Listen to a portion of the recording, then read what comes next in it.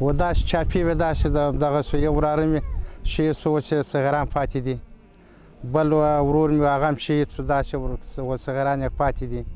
دغه د چاپي بیخي ډېر پر کوټه هم یې چاپي وولې بم وغورځوي ډېر خلک یې شهیدان کړه قریب 15 خلک شهیدان کړه هم یو زوی و هغه هم شهید شو بل هم شهید شو 2 نفره شهیدان شو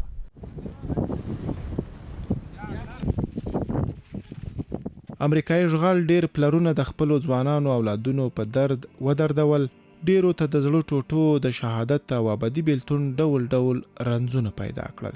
دلته وحشت خپل وروستي حد ته رسېدلی و حتی د شهیدانو بېروحه جسدونه به په موټرو کشول کېدل او ژوندي انسانان په وحشي ځناورو داړل کېدل دې کلي باندې ډېرې سختې چاپې وول شوې ډېرې سختې ټولو څخه یعنې تر یعنې د نوشهر د چمتال په ولسوالۍ کې د دې مومندو په کلي کې چاپې ډېرې سختې وول شوې ډېر خلک شهیدان شول حتی چې دلته د خلکو پټې اوس هم پرېږدي ولیجانې کوي دلته پټه پرېږده خلک بمبار شو خلک تکه تکه شو چاپې پر وول شوې کورونه خراب شو دغه دوکانونه مینې